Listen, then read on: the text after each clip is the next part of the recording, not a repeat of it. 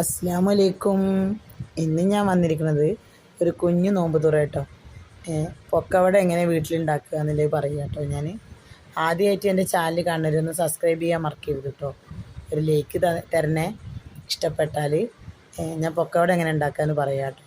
ഒരു 4 സബോള കേട്ടോ ഞാൻ എടുത്തിരിക്കുന്നത് വലിയത്. അത് നല്ല ചെറുതായി കട്ട് ചെയ്തെടുത്തിട്ടുണ്ട്. അതിന് ശേഷം ഇഞ്ചിയും പച്ചമുളകും ഒരു 5 പച്ചമുളകും ഒരു വലിയൊരു പീസ് ഇഞ്ചി കേട്ടോ ഞാൻ എടുത്തിരിക്കുന്നത്. അത് നല്ല ക്രഷ് ചെയ്തെടുത്തു കേട്ടോ. അതിന്ന് നല്ല ചെറുതായി കിട്ടി. അതും കറിവേപ്പിൻ്റെ ഇലല്ലേ അതും കുറച്ച് ആവശ്യത്തിന് ഇട്ടു. പിന്നെ മല്ലിച്ചപ്പ് അതും കുറച്ച് ഇട്ടു കേട്ടോ. ഇതെല്ലാം പാടെ ചെറുതായി കട്ട് ചെയ്ത് ഇട്ട് നിങ്ങൾ കൈ കൊണ്ടൊന്ന് ആദ്യം ഒന്ന് എല്ലാം പാടെ ഒന്ന് ഇളക്കി കേട്ടോ. അതിന് ശേഷം 1/2 കിലോ കടലമാവ്, 1/4 കിലോ മൈദപ്പൊടിയില്ലേ അതും ഇട്ട് ലേശം പാകത്തിന് ഉപ്പിട്ട് ഒരു ടീസ്പൂണ് കായപ്പൊടി ഇട്ടു കേട്ടോ. ഇതെല്ലാം പാടെ നന്നായി ഒന്ന് മിക്സ് ചെയ്യുക കേട്ടോ. എല്ലായിടത്തും കുറേശ്ശെ വെള്ളം ഒഴിച്ചിട്ട് നല്ല ലൂസാക്കരുത്, ഇത് അതേമാതിരി ആക്കണം കേട്ടോ.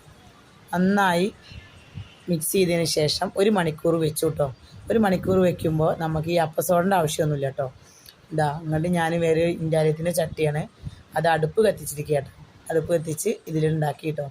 നല്ല ടേസ്റ്റ് ഉണ്ടായിരുന്നു കേട്ടോ. കഴിച്ചവരൊക്കെ പറഞ്ഞു അടിപൊളിയായിട്ടുണ്ടെന്ന്. നിങ്ങൾ ഇതേമാതിരി ഒന്ന് ട്രൈ ചെയ്ത് നോക്കണം. എല്ലാവരും ഒന്ന് നോക്കിയിട്ട് പറയണം കേട്ടോ. എല്ലാവരും എൻ്റെ ഈ ചാനലൊന്ന് സബ്സ്ക്രൈബ് ചെയ്യാൻ മറക്കരുത്. പിന്നെയും പറയാണ്, ലൈക്ക് ചെയ്യാൻ മറക്കരുത്. ഇഷ്ടപ്പെട്ടാൽ ലൈക്ക് ചെയ്യണം കേട്ടോ. ഇതേമാതിരി ഉണ്ടാക്കി നോക്കണം. എന്നിട്ട് എല്ലാവരും പറയണം കേട്ടോ ഇഷ്ടപ്പെട്ടാൽ.